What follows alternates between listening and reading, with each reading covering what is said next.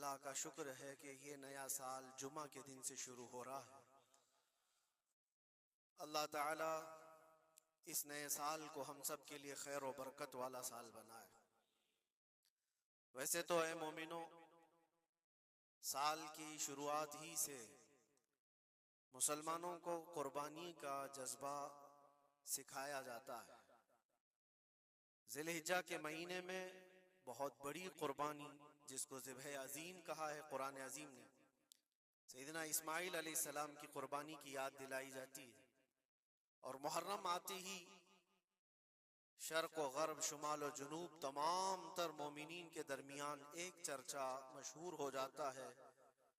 वो सिबत रसूल, लख्त जिगर बतूल सैयदा फातिमतुज़ ज़हरा के आंखों के नूर सैयदना इमाम हुसैन आज़म रदी अल्लाह तआला अन्हु की कुर्बानी के चर्चे हैं। और मेरे अजीजों, सदियां बीत गई सैयदना इमाम हुसैन की कुर्बानी को लेकर, लेकिन जिक्र अब तक पुराना नहीं हुआ। हर साल मुसलमानों के दरमियान ये जिक्र बड़े जोर शोर से आता है और बड़े एहतमाम के साथ मोमिनीन इसका सुनने का एहतमाम करते हैं। मैं एक चीज आपको बताऊं, कभी किसी ने ये नहीं कहा कि हर साल करबला की दास्तानें क्यों सुनाते। आदमी अगर एक कहानी सुना हो तो दूसरी मर्तबा सुनने का उसको दिल नहीं करता, या अगर बहुत इंटरेस्टेड है तो दूसरी मर्तबा सुन लेगा, तीसरी मर्तबा दिल नहीं करता। लेकिन मुझे बताओ, बचपन से हर साल आप शौक से सुनते हैं या नहीं इमाम हुसैन को?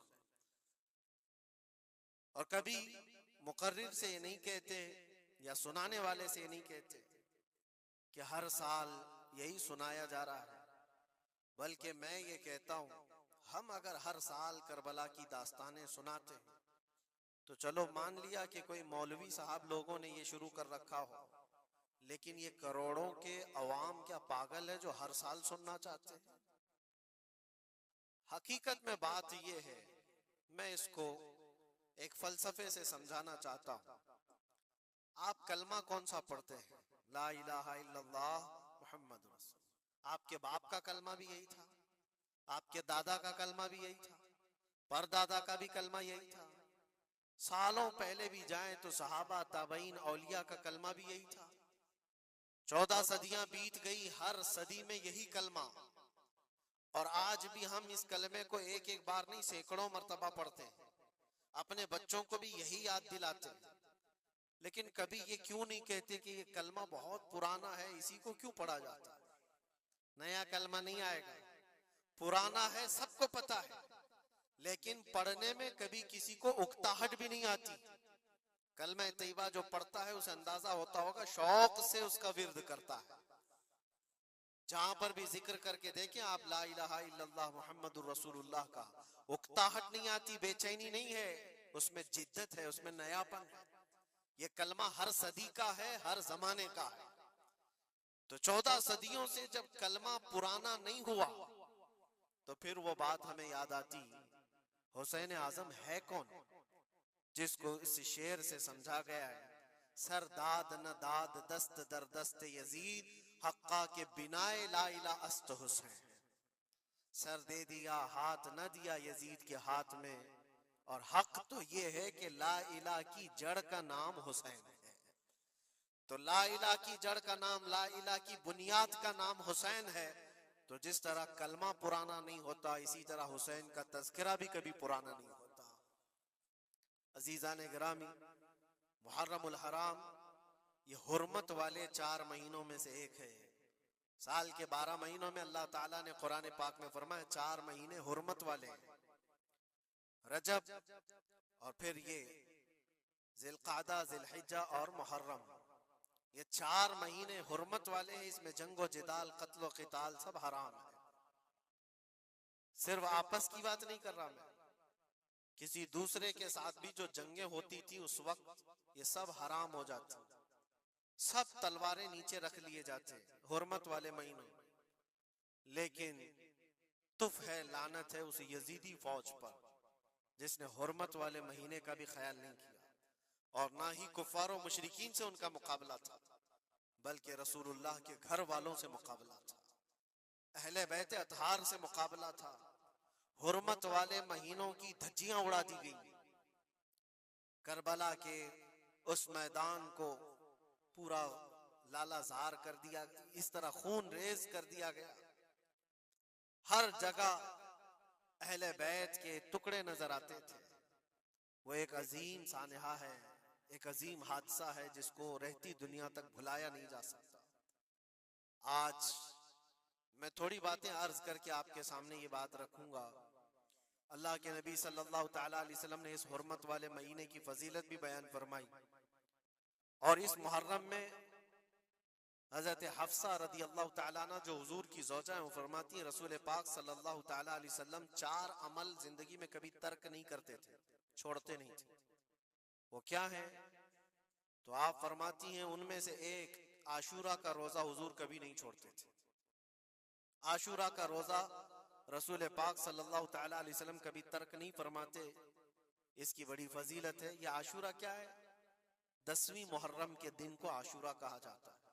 बड़ा तारीखी दिन है और बल्कि अल्लाह के नबी सल्लल्लाहु अलैहि वसल्लम ने यह भी फरमाया क़यामत भी इसी दिन को आने वाली है। 10 मुहर्रमुल हराम होगी और जुमा का दिन ही होगा, जिस दिन सूर फूंका जाएगा और पूरी दुनिया फना कर दी जाएगी और क़यामत का मंजर कायम हो जाएगा। आशूरा का दिन आता है तो ऐ मोमिनो, सब के सब अल्लाह की बारगाह में दौड़ आ जाओ, इबादत के लिए लग जाओ। और उस दिन ये याद करना चाहिए कि यही वो दिन होगा जब हमें बारगाह रब्बुल इज्जत में खड़ा किया जाएगा। अव्वलीन से लेकर आखिरीन तक जितने भी पैदा हुए इस रोए जमीन पर सबको उठाया जाएगा, हिसाब व किताब होगा और वो 50,000 साल के बराबर का एक दिन होगा। उस दिन को याद करके आशूरा का एहतमाम करना जरूरी है। आशूरा में तो वैसी यादगारें बहुत हैं। आदम अलैहिस्सलाम के मुतालिक उनकी तौबा उसी दिन कबूल हुई। नूह अलैहिस्सलाम की कौम पर जो अजाब आया था तूफान का, वो तूफान नूह से कश्ती को जो नजात मिली नूह अलैहिस्सलाम की, वो भी आशूरा का दिन था। सैयदना यूनुस अलैहिस्सलाम को मछली के पेट से बाहर निकाला गया, वो भी आशूरा का दिन था। मूसा अलैहिस्सलाम को फिरौन से नजात दी गई, फिरौन गर्क हो गया, पानी में डुबो दिया गया, वो भी आशूरा का दिन था। बहुत सारी इस तरह की तारीखी चीजें आशूरा के दिन। लेकिन ये सारी तारीखों पर एक तारीख गालिब आ जाती है, वो रसूलुल्लाह के नवासे की कुर्बानी का दिन, इसलिए कि वो पूरी उम्मत को हिला देने वाला हादसा है।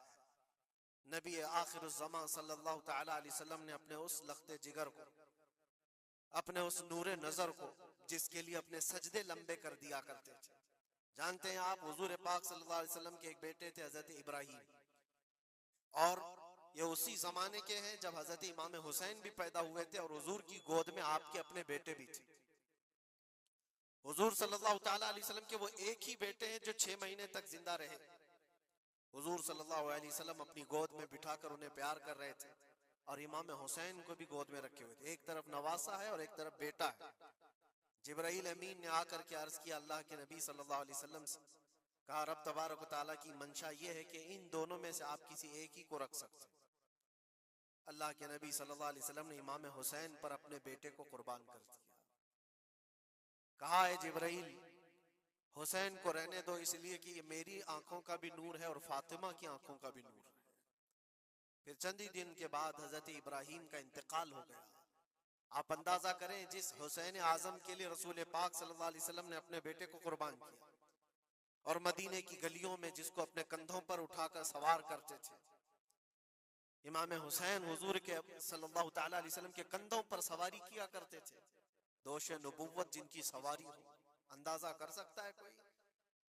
उस हुसैन आजम के चर्चे मदीने तैयबा में बचपन में ही आम थे। सहाबा इकराम रिज़वानुल्लाहि तआला अलैहिम अजमईन देखते थे, कभी हुजूर सल्लल्लाहु तआला अलैहि वसल्लम मस्जिद नबवी तशरीफ लाते तो ये दोनों शहजादे हुजूर के जुब्बे पर लटके हुए आते थे। कभी हुजूर मिंबर पर खड़े हैं तो एक शहजादा हुजूर के एक कदम को पकड़ा है, दूसरा दूसरे कदम को पकड़ा हुआ है। ये तो उनकी परवरिश थी जो बचपने की थी। सहाबा उनकी इस बचपने पर रश्क किया करते थे और सहाबा इकराम रिज़वानुल्लाहि ताला अलैहिम मजमईन अदब हद दर्जे का करते थे। आपको मैं बताऊं, अदब तो ऐसा था अहले बैत अथार का। इमाम हुसैन की उम्र छोटी सी थी, इमाम हुसैन, और एक जमाना ऐसा था जब हुजूर पाक सल्लल्लाहु अलैहि वसल्लम के विसाल के बाद हजरत अबू बकर का जमाना आया, 2.5 साल आपने खिलाफत की। फिर उसके बाद हजरत उमर का दौरे खिलाफत शुरू हुआ, और हजरत उमर के दौरे खिलाफत को कौन नहीं जानता। ऐसे रोबो दबदबे वाला खलीफा के लोग उनकी हैबत से कांपते थे। कैसर और किसरा कांप रहे होते थे, बड़ी बड़ी फौजें थर्राती थी उस नाम से, हजरत उमर के नाम से। उनके दौरे खिलाफत में एक बार ऐसा हुआ था कि हजरत उमर के बेटे हैं अब्दुल्ला, और उनका और हजरत इमाम हुसैन का बचपन में कुछ झगड़ा हो गया। छोटी उम्र थी, इमाम हुसैन की भी उम्र छोटी थी, अब्दुल्ला की उम्र भी छोटी थी। दोनों तकरार करते रहे, कुछ न कुछ बातचीत हुई होगी। तो हजरत हुसैन ने हजरत अब्दुल्ला को गुस्से में यूं कहा, तू क्या मुझसे बहस करता है, तेरा बाप तो मेरे नाना का गुलाम था, खलीफा वक्त हैं वो, और उनको इस तरह से कहा तेरा बाप आज जो खलीफा है वो मेरे नाना का गुलाम था। हजरत अब्दुल्ला को ये बात लगी, कहा मैं ये शिकायत अमीरुल मोमिनीन से करूंगा। वो दौड़ करके आए, खलीफा वक्त है जिसके सामने खड़े होने के लिए अच्छे अच्छे कांप जाते थे।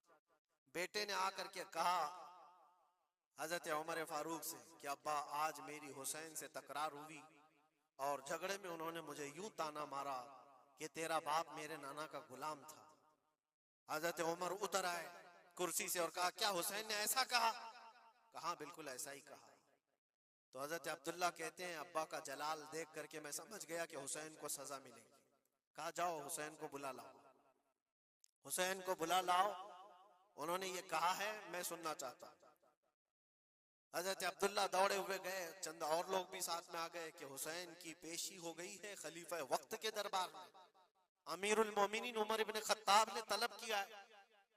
हजरत हुसैन आए और वो शहजादे के अंदर जो रोबो दबदबा है, जलाल है, जमाल है, वो बचपने से कायम है। रसूलुल्लाह सल्लल्लाहु अलैहि वसल्लम का लुआब पाक जिसने पिया, खलीफा वक्त के सामने आकर खड़े हुए। हजरत उमर ने पूछा हुसैन मेरे बेटे को क्या आपने ऐसा कहा है कि तेरा बाप मेरे नाना का गुलाम था? हजरत हुसैन ने कहा हाँ मैंने कहा है। डर किस बात का, खौफ किस बात का, जो कहा है वो कह रहा हूं, हाँ मैंने कहा। हजरत उमर ने कहा कैसे कहे बताओ, किस तरह से तुमने कहा था, बोल के बताओ। हजरत हुसैन ने कहा मैंने अब्दुल्ला से कहा तेरा बाप मेरे नाना का गुलाम था। हजरत उमर ने कहा और एक बार बोलो। हजरत हुसैन ने फिर कहा अब्दुल्ला तेरा बाप मेरे नाना का गुलाम था। हजरत उमर ने कहा और एक बार बोलो। 3 बार बोलने के बाद उनके दोनों बाजू पकड़ करके घुटने जमीन पर टेक दिया। हजरत अमीरुल मोमिनीन कहते हैं मेरी बख्शिश के लिए तुम्हारे जुमले ही काफी हो गए। आपने जो मुझे सनद दी है ए हुसैन, बस ये जुमला कल क़यामत के दिन भी कह देना, जब मेरा हिसाब हो रहा हो तो इतना कह देना अब्दुल्ला का बाप उमर मेरे नाना का गुलाम था। इसलिए कि रसूल करीम सल्लल्लाहु अलैहि वसल्लम ने फरमाया है अल हसन वल हुसैन सय्यदा शबाब अहलिल जन्नह, हसन और हुसैन जन्नती जवानों के सरदार हैं। ये जिसे इजाजत दे दे वो जन्नत में चला जाएगा, जिसे ये कह दे वो कि ये मेरे नाना का गुलाम है। मुझे बताओ मेरे अजीजों, उस हुसैन आजम की बात मैं कर रहा हूँ, वक्त का बारौब खलीफा अमीरुल मोमिनीन उमर इब्न खत्ताब, जिनके सामने घुटने टेक करके बैठे और कहे ये जुमला दोबारा कहो, उनका मकाम क्या हो सकता है? हद दर्जे का अदब सहाबा इकराम के अंदर था। और एक मर्तबा ऐसा भी हुआ था, हजरत उमर मिंबर पर खड़े थे, हजरत इमाम हुसैन अपने घर से दौड़ते हुए आए। ये वो मंजर था जब उन्होंने अपने नाना को मिंबर पर खुतबा देते हुए सुना है।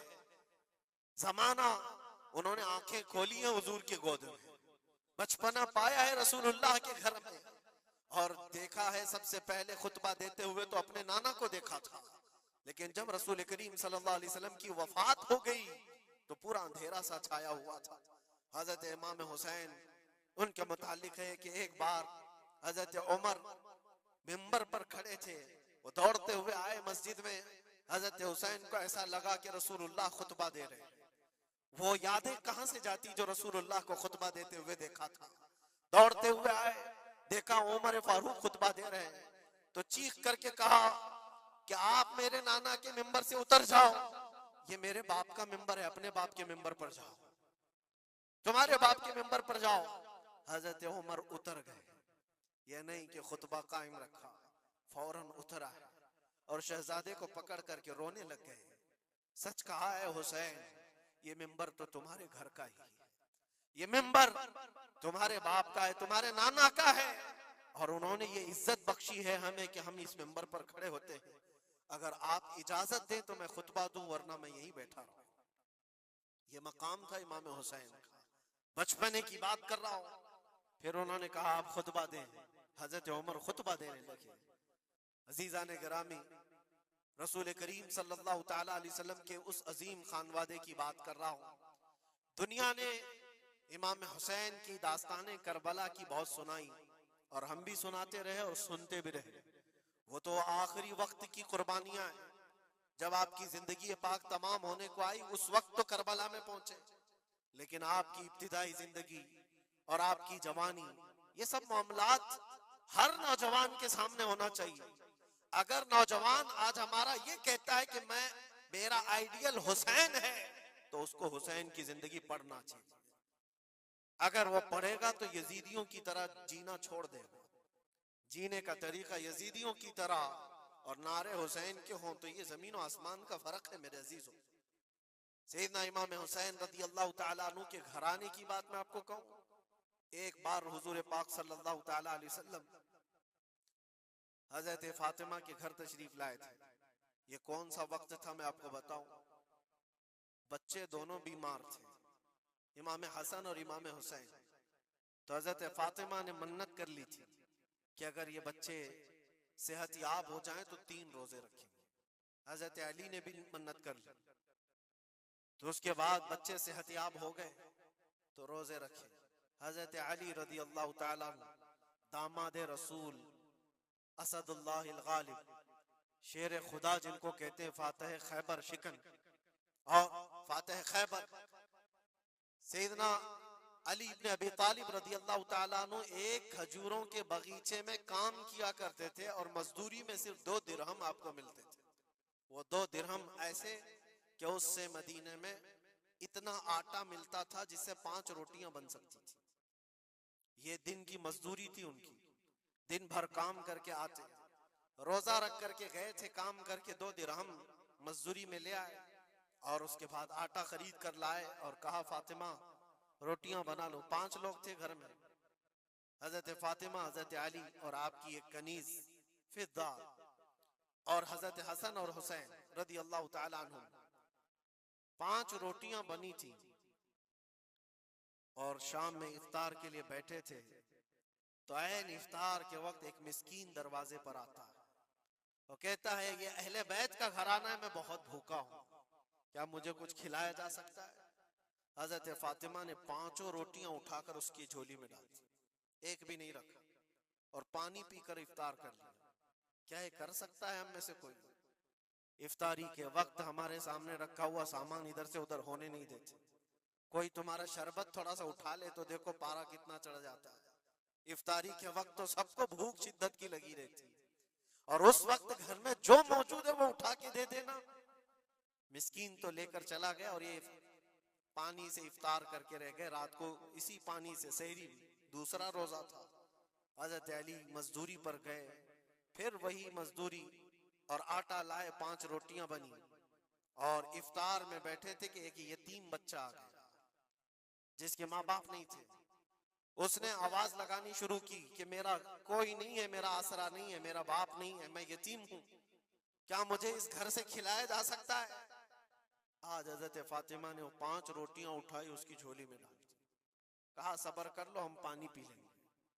पानी पीकर दूसरा दिन इफ्तार कर लिया इन्होंने, और उस दिन उसी तरह से सहरी किए, और तीसरा रोजा था। कौन रख सकता है मेरे अजीज?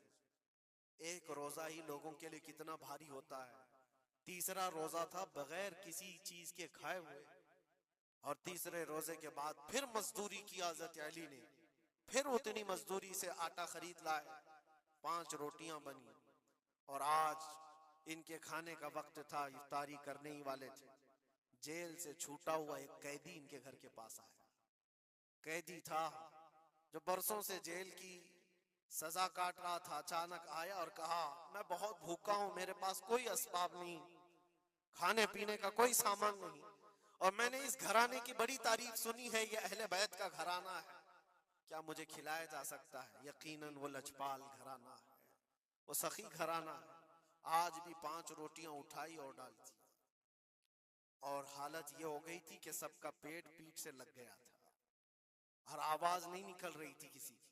तीसरा दिन गुजरा था और उस वक्त सब हसनैन करीमैन ताक में दुबके हुए अंदर बैठे हुए थे। हजरत अली झुके हुए थे, हजरत फातिमा भी वो सजदे में थी। रसूल करीम सल्लल्लाहु ताला अलैहि वसल्लम इस हालत में इस घराने में तशरीफ लाते और आए, आवाज दिया तो आवाज किसी की निकल नहीं रही, सन्नाटा है घर में। देखा तो हसनैन करीमैन जिस्म पूरा लागर दिख रहा है, दीवार से दुबके हुए बैठे हैं। हजरत फातिमा अलग, हजरत अली अलग। ये क्या मंजर है? ये अहले बैत वो है जो फाका करते थे लेकिन शिकायत किसी के पास करते नहीं थे। ये नहीं कि हमारे घर में कुछ नहीं है, कभी नहीं कहा। इसी तरह बैठे रहे। अल्लाह के नबी सल्लल्लाहु अलैहि वसल्लम पूछ रहे थे, तुम्हें क्या हो गया? इसी असना में उनका जवाब आने से पहले जिब्राइल अमीन आयत लेकर के आ गए। आयत लेकर के आ गए, कुरान पाक की आयत सूरह दहर में आज भी मौजूद है। अल्लाह ताला फरमाता है, वयुतइमून अत्तआम अला हुब्बिही मिस्कीनन व यतीमन व असीरा। ए रसूल पाक, ये वो घराना है जो अल्लाह की मोहब्बत में कभी मिस्कीन को खिलाता है, कभी यतीम को खिलाता है और कभी कैदियों को खिलाता है। और हुजूर को हजरत जिब्राइल ने बशारत दी, न वो मिस्कीन घर पे आया था, न यतीम घर पे आया था, न कैदी घर पे आया था। वो तो अल्लाह का फरिश्ता था जो अहले बैत का इम्तिहान ले रहा था।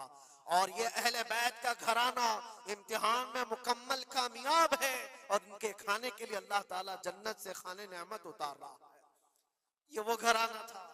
क्या इस सबर को आप देख सकते हैं? बचपन में जहां इतना सबर सिखाया गया हो, बच्चों ने ये उलझ करके कहा हो कि माँ क्यों दे रही हो रोटियां, हमारे लिए भी तो कुछ रखो।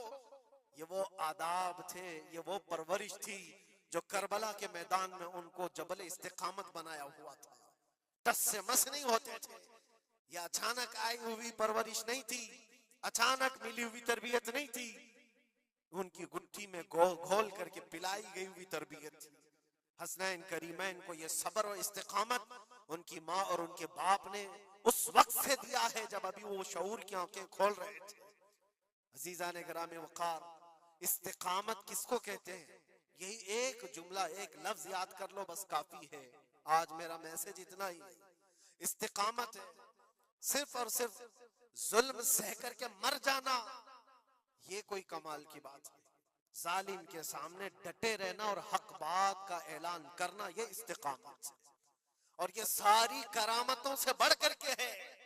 सारी करामतें, जो भी वली करामत दिखाता है वो नबूवत का पर्ता होता है, मौजज़े का पर्ता होता है। नबी मौजज़ा दिखाते हैं। मौजज़ा क्या है? ऐसा काम जो आम इंसान नहीं कर सकता। जैसे हजरत मूसा अलैहिस्सलाम ने अपने लकड़ी को जमीन पर डाला तो वो सांप बन गया, अज़दा बन गया। हजरत ईसा अलैहिस्सलाम मट्टी के परिंदे को फूंक मारते थे तो वो उड़ जाता था। ये मौजज़ा है। और वली से जो काम सादिर होता है ऐसा जो आम इंसान नहीं कर सकता, उसको क्या कहते हैं? करामत। वली से करामत साबित होती है। बहुत सारे औलिया कराम से करामतें सादिर हुई। सरकार गौसे पाक रदी अल्लाह ताला अन्हु की करामतें बहुत है। सरकार गरीब नवाज की करामत है। बहुत सारे औलिया कराम की बहुत सी करामतें। इन्होंने कभी पानी पर अपने मुसल्ले बिछाए, कभी हवाओं में चल के दिखाए, या फिर मुहय्यरुल उकूल काम जो आम इंसान की समझ में ना आए। ये सब करामतें देखकर इंसान हैरत में आ जाता है, ऐसा कैसे? और आज भी सारे लोग इसी चक्कर में बाबाओं के पीछे घूमते रहते हैं। कि कोई चमत्कार दिख जाए, चमत्कार नजर आ जाए। चमत्कार देखने के लिए इंसान पागल हो जाता है। इसी जो आपकी जुबान में चमत्कार और करामत अलग चीज है। जादूगर कोई चीज दिखा रहा है वो चमत्कार है। करामत देख करके तुम ये समझने लगते हो इससे बड़ा कोई हो ही नहीं सकता, इससे बड़ा कोई नहीं हो सकता। अगर तुम्हारे सामने कोई बाबा हवा में उड़ के दिखा दिया तो हो गया फिर तुम्हारा, सारी चीजें उसके पीछे कुर्बान। इससे पहुंचा हुआ कोई नहीं। मैं आपको कहता हूं दुनिया की सारी करामतें एक जगह पर, हक बात पर अटल हो जाना, इस्तिकामत उससे बढ़ करके। वो इमाम हुसैन ने करबला के मैदान में दिखाया है। करामत क्या है इमाम हुसैन नहीं दिखा सकते थे? अरे सारे औलिया जिनके कदमों से लगे हुए हो, जहां से विलायत बट रही हो, हजरत मौला अली को क्या कहते हैं? शाह विलायत कहा जाता है।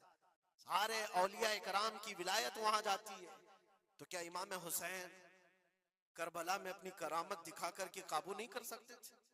और लोगों के इस ज़हन में आने वाले सवाल को दूर करने के लिए इमाम हुसैन के शहजादों में 600 साल बाद आने वाले गरीब नवाज ने अजमेर की धरती पर दिखाया भी था। तुम अगर पानी बंद करते हो तो मोइनुद्दीन एक खटोरी में पूरा पानी समा सकता है। क्या नहीं हुई थी? अन्ना सागर का पूरा पानी एक खटोरी में सरकार गरीब नवाज के हुक्म पर नहीं जमा हुआ था, और आपने छोड़ दिया तो पानी पूरा चला गया। वो 600 साल बाद आने वाले गरीब नवाज जो इमाम हुसैन की औलाद में से इतने सालों बाद आने वाली औलाद में ये पावर है, ये ताकत है, तो हुसैन के हाथों में क्या ताकत हो सकती? अरे दरियाए फुरात तो उनके कदमों से लग करके बहता अगर हुक्म देते। लेकिन इमाम हुसैन रदी अल्लाह तआला अन्हु करामत से अगर वो मामला हल कर देते तो हम जैसे निकम्मों के लिए आइडियल कौन होता? हम जैसे गरीबों के लिए आइडियल कौन होता? वो तो बड़े लोग थे, मुत्तकी थे, परहेजगार थे, रसूलुल्लाह के खानदान से थे। उन्होंने करामतों से उन मामलात को हल किया होगा। लेकिन हम जैसे लोग इस जमाने में अपने दौर के यजीदियों से लड़ने का वक्त होता तो हम कौन सी करामत दिखाते? इसीलिए इमाम हुसैन ने क़यामत तक आने वाले मुसलमानों के लिए करामत दिखा करके उस मैदान को फतह नहीं किया, इस्तिकामत दिखा कर। ये मैसेज था कि ऐ मुसलमानों, जैसी भी बड़ी ताकत तुम्हारे सामने आए डटे रहो, जमे रहो और मरने का खौफ ना रखो। अगर कट जाते हो, मर जाते हो तो कोई फर्क नहीं पड़ता, क्योंकि रब तबारक व तआला ने पहले ही कुरान में गवाही दे दी है, वला तक़ूलू लिमन युक़तलू फी सबीलिल्लाहि अमवात बल अहयाउ वलाकिन ला तशऊरून। जो अल्लाह की राह में मारे जाएं उन्हें मुर्दा न कहो, वो जिंदा हैं, तुम्हें उसका शऊर नहीं। और वो जिंदगी तो आज भी हम देख रहे हैं, आज भी हम देख रहे हैं। इस्लाम जिंदा होता है हर करबला के बाद। क्या ये नहीं देख रहे? हर घर पे इमाम हुसैन के चर्चे। जलने वाले होंगे, कुड़ने वाले होंगे, लेकिन उनको उंगलियों पे गिना जा सकता है। बाकी चाहने वालों की तादाद सितारों से ज्यादा है। इमाम हुसैन का झंडा आज भी उसी तरह लहरा रहा है। सच बताऊं मैं आपको, कभी आपको इत्तेफाक हो तो मुल्क शाम के दिमश्क में भी जाना, जहां पर 3 साल यजीद का दरबार लगता था। वो भी अपने वक्त का खलीफा बना हुआ था, और उसने जो अपने दौरे खिलाफत में, अपने दौरे हुकूमत में जुल्म ढाए वो तारीख में रकम हो चुके हैं। जा करके पूछना अहले शाम से, दिमश्क वालों से, कि एक दौर यहाँ तुम्हारा बादशाह रहता था, शाम का हुक्मरान यजीद, वो कहाँ है, उसकी कब्र कहाँ है? लोग तो बगलें उठा करके आपको कहेंगे कि यहाँ तो कोई ऐसी कब्र नहीं दी। हाँ, हमको पता है, बाज मौर्रिखीन ने, बाज दानिश्वर जो पढ़े लिखे, वो कहते हैं जहां पर सारा कचरा एक जगह फेंका जाता है, डम किया जाता है दिमश्क का, वहां कहीं उसकी कब्र खो गई, उसमें कहीं कब्र खो गई। ये तो उसकी बात कर रहा हूं जो बादशाह था, फौज रखता था, ताज रखता था, तख्त रखता था और हुकूमत रखता था। उसका सवाल ऐसे। फिर आओ इराक की सरजमीन पर और करबला जाओ। सोचो, एक खुला चटेल मैदान था, यहाँ पर कोई आबादी नहीं थी, दूर दूर तक एक दरियाए फुरात बहती थी और बाकी कुछ नहीं था। और जाकर के आप ढूंढने लग जाओगे कि मैदान कहाँ है, तो तुम्हें मैदान नहीं मिलेगा, हर जगह आबादी ही आबादी। एक हसीन और जमील शहर है, और लोगों से पूछो कि यहाँ तो हमने सुना था रसूलुल्लाह के शहजादे हुसैन को काट करके टुकड़ों में बदल दिया गया था, उनके शहजादों को, और इमाम हुसैन के सर को अलग कर दिया गया, जिस्म को अलग कर दिया गया, उनके बेटों के जिस्म पर घोड़े दौड़ा दिए गए थे। सुना तो ऐसा था कि उनके सब जिस्म को इस तरह से बिखेर दिया गया था। वो कहाँ हैं? क्या मिट गए तारीख में? नहीं, आपको हाथ पकड़ कर ले जाकर ऐसे दरबार में खड़ा करेंगे जिस दरबार की ऊंचाई देखने से टोपी गिर जाती है। उस हसीन दरबार को देखते ही दिल में हैबत तारी होती है, और फिर तुम बेइख्तियार ये कह दोगे, हुसैन का दरबार देखते ही तुम्हारी जुबान से ये अल्फाज निकल पड़ेंगे, शाह अस्त हुसैन, बादशाह अस्त हुसैन। वो अब भी बादशाह है, अब भी शाह है, और हजारों लोगों को देखा है हमने हुसैन आजम की कब्र पाक के पास आते हैं।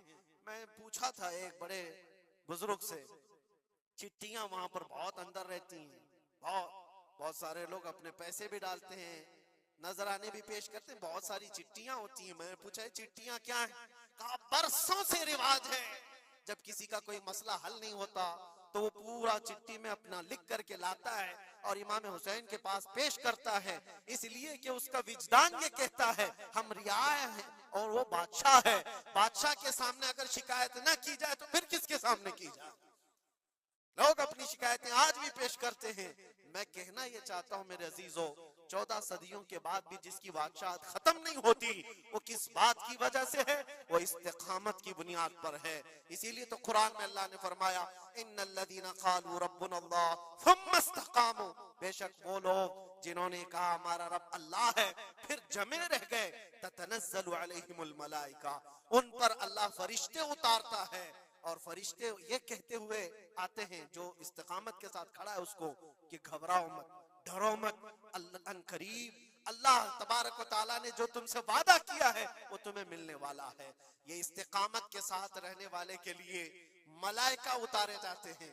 आज भी हमारा इम्तिहान इसी इस्तिकामत को लेकर के है, कितने जमे रहोगे, कितने डटे रहोगे, यही इम्तिहान आने वाला है।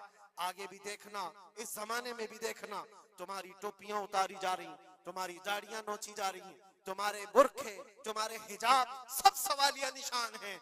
अब तो हालात ये हो गए हैं, लोगों को इतनी खुजली है कि अजान की आवाज से भी पूरे जिस्म में कुछ लोगों को खुजलियां होती हैं। तकलीफें इतनी हैं कि सब उतार दो, कोई अजान की आवाज नहीं। सदियों से जो अजान की आवाजें गूंज रही थी, आज पता नहीं पागलों के दिमाग में कौन सी चीज सवार है, कौन सा शैतान सवार है।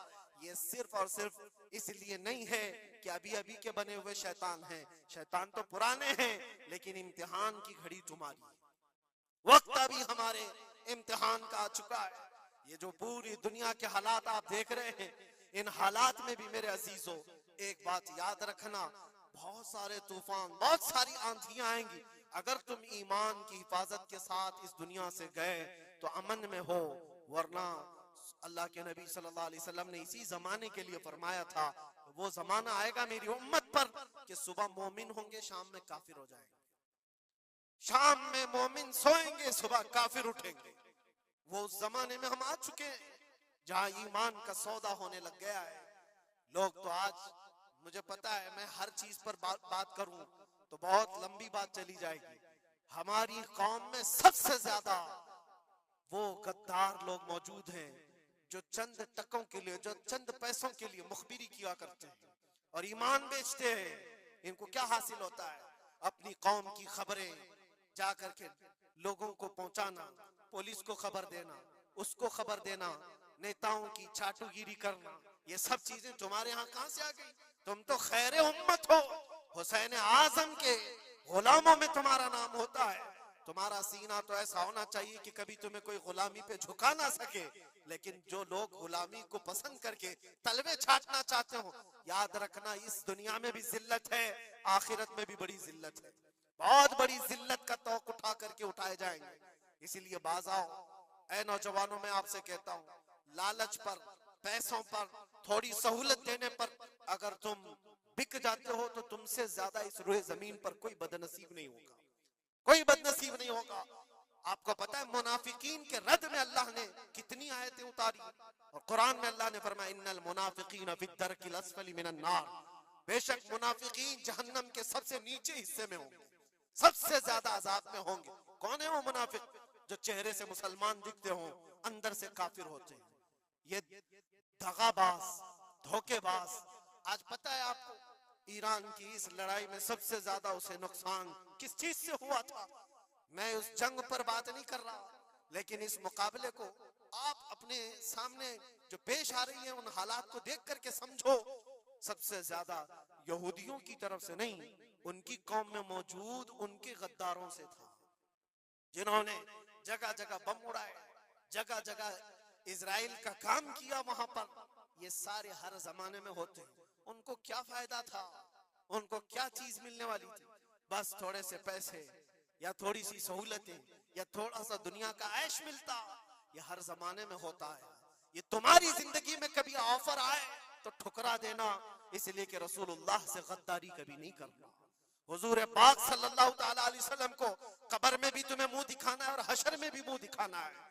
आज तुम्हारी दुश्मनी भी अगर किसी मुसलमान से हो जाए तो उसकी खबरगिरी करना या उसकी जासूसी करके दूसरे तक पहुंचाना, ये सख्त कबीह काम है, बहुत ही बुरा फेल है। इस अल्लाह ताला की इस पर लानत है जो इस तरह के कामों में मसरूफ है। गद्दारों से बहुत बड़ा नुकसान है।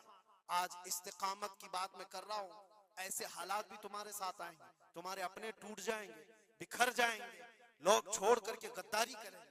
आपको मैं बताऊं, मैं कैद की हालत में था, 22 दिन तक मुझे इधर से उधर घुमाया जा रहा था इन्वेस्टिगेशन के नाम पर। ऐसा लग रहा था कि ये बहुत बड़ा कोई आतंकवादी पकड़ करके लाए, पूरा जुलूस लेकर के घूम रहे। अरे दो जुमले क्या बोले जिसकी बुनियाद पर इतने सारे तुमने घुमा दिए सारी चीजें। मैं कभी बोलता नहीं इस चीज पर, आज मैं आपको बता रहा हूँ। मेरे सामने बैठा हुआ ऑफिसर जो इन्वेस्टिगेशन कर रहा हो, उसे तो 5 चीजें मालूम थी, वो ये चीजें पूछ रहा है, लेकिन सामने मुझे खुद उसने बताया। थोड़ी देर के बाद मैसेज आता है, फिर मैसेज आता है, फिर मैसेज आता है, और वो हंस रहा है और कह रहा है मुफ्ती साहब ये देखो आपके फला हजरत ने मैसेज दिया, आपकी इस तकरीर की क्लिप को भेजिए, ये भी पूछो उनसे, ये भी पूछो उनसे। मुझे सब पता है, मैं कभी इस चीज को इजहार में नहीं लाऊंगा, लेकिन इसका इंसाफ अल्लाह की बारगाह में होगा, अल्लाह की बारगाह में फैसला होगा। और जब रसूलुल्लाह के दरबार में हम खड़े होंगे तो देखना हम किसके साथ होंगे और तुम किसके साथ खड़े रहोगे। देखना इस बात को। एक बंदा रसूलुल्लाह की इज्जत के लिए कुफार और मुशरिकीन के नरगे में बैठा हो और तुम अपनी रोटियां सेकने के लिए उसके सामने हमारी जासूसी करते हो और उससे कहते हो किसी हालत में छोड़ना मत, किसी हालत में छोड़ना मत। और वो लोग जानते हैं और वो कहते हैं आप घबराओ मत, हम तो अपना प्रोसेस करेंगे। और ऐसे लोग हमारे पास बहुत सारे हैं जो भेजते रहते हैं, हम तो अपना काम ही करेंगे। लेकिन मेरे अजीजों, वो काम अपना कर रहे होंगे लेकिन दिल पर छुरियां चलती हैं। ये कौन से लोग हैं? किस नबी का कलमा पढ़े हुए लोग हैं? तुम्हारे लिए रसूलुल्लाह की नामूस भी कोई माने नहीं रखती, हुजूर पाक की इज्जत भी कोई माने नहीं रखती। इस चीज से आज पूरी कौम परेशान है। बड़ी बड़ी जंगें इसीलिए हारी जाती हैं जब कौम के अंदर मुनाफिकीन मौजूद होते हैं। आज इस चीज के अपने दिल को भी पाक रखो। हमने तारीख देखी है, टीपू सुल्तान यूं ही नहीं मरे थे। टीपू सुल्तान को अंग्रेजों के हाथ में देने वाला भी गद्दार मौजूद था, मुसलमान था। ये सारी गद्दारियां आज जो आई, कितने तो ऐसे हैं पहले ही से जाकर के कहते मस्जिद में ये हो रहा है, मस्जिद में ये हो रहा है। याद रखना क़यामत के दिन तुम्हारे चेहरे काले होंगे, अल्लाह की बारगाह में पकड़े जाओगे।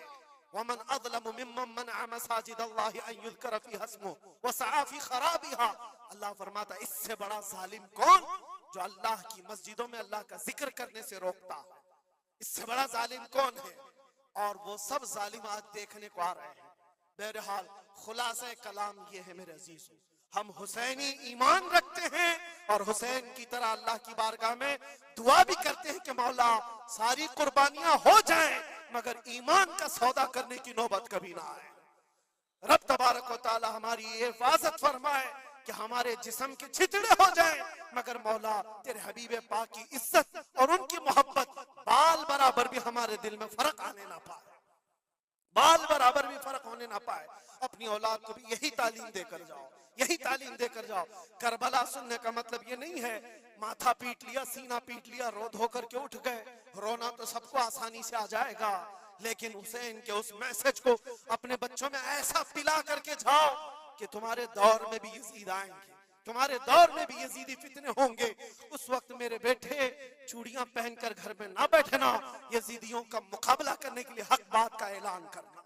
मुझे याद है मेरी बात, मैं जिस वक्त अपने घर से दिल्ली के लिए निकल रहा था तो मेरी माँ ने यही कहा था, ना वापस आओ तो कोई बात नहीं, हमें यकीन है कि अल्लाह के रास्ते पर जा रहे हैं। अल्लाह तबारक व तआला इस इस्तिकामत को हर घर में अता फरमाए। हुसैन आजम का जज्बा अल्लाह ताला हमारी औलाद में अता फरमाए। व आखिर दावाना अनिल हम्दुलिल्लाह।